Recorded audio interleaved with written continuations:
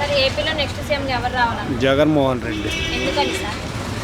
బాగుండే పథకాలు బాగుండే అని వస్తాడని అనుకుంటున్నాం. టైమ్స్ న్యూస్ సర్వేలో 25 ఎంపీ సీట్లకి 24 ఎంపీ సీట్లు వైసీపీ పార్టీకి వస్తాయని వచ్చింది కదా, దాని గురించి ఏమంటారు? వస్తాయి, సర్వేలు చెప్పారు కాబట్టి వస్తాయి, రావచ్చు. ఈసారి మళ్ళీ వైసీపీ పార్టీ అధికారంలోకి వస్తుందంటారా? వచ్చిద్దని అనుకుంటున్నాం, వచ్చిద్ది.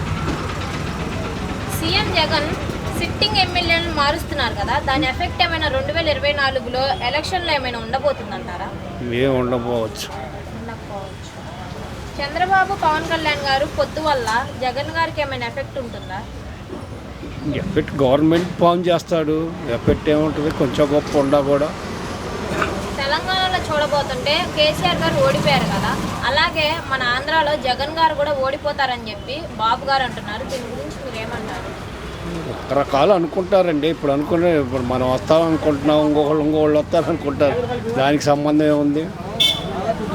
పక్క జగన్మోహన్ రెడ్డి వస్తాడు అనుకుంటున్నాం. అయితే బాబు గారు అంటున్నారు జగన్ గారు పెట్టిన పథకాల వల్ల ప్రజలంతా సోమరిపోతులు అయిపోతున్నారని చెప్పంటున్నారు. ఇంకా ఇవన్నీ మామూలు. ఇప్పుడు ఆయన పెడతానంటున్నాడు. కర్ణాటక గ్యారెంటీలు 6 ఇస్తాను అన్నాడుగా చంద్రబాబు కూడా. ఇచ్చే మరి సోమరపోతులు ఎవరా? చంద్రబాబుని నమ్మే పరిస్థితులు ఉండదమ్మాడ. అది నేను ఇంతకుముందు హామీలు ఇచ్చాడు. రైతులు రుణమాఫీ అన్నాడు, పెన్షన్ అన్నాడు, నిరుద్యోగ మృతి అన్నాడు. ఏమీ లేదు కదా.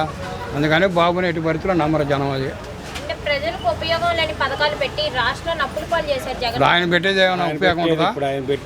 వాళ్ళు ఆయన అంటున్నాడు కర్ణాటకలో పెట్టిన 6 పథకాలు మేనిఫెస్టోలో పెట్టాడు. బస్సులు ఫ్రీ అంటున్నాడు. దానికి ఎంత అవుతుంది బడ్జెట్? ఏదైతే ఇదైతే కొంచెం సన్నకారు బన్నకారు వస్తున్నారుగా. అతను ముందు ఇచ్చిన హామీలు ఏదో 1-2 తప్పితే తక్కిన ఇచ్చాడు జగన్. అది నెక్స్ట్ సీఎంగా కనుక జగన్ గారు గెలిస్తే మన రాష్ట్ర ప్రజలంతా బీహార్ కానీ పాకిస్తాన్ కానీ పారిపోవాలని చెప్పి ప్రతిపక్షం ఎప్పుడైనా అట్టాక్ అంటుంది. వాళ్ళు వస్తే అమెరికా ఇద్దా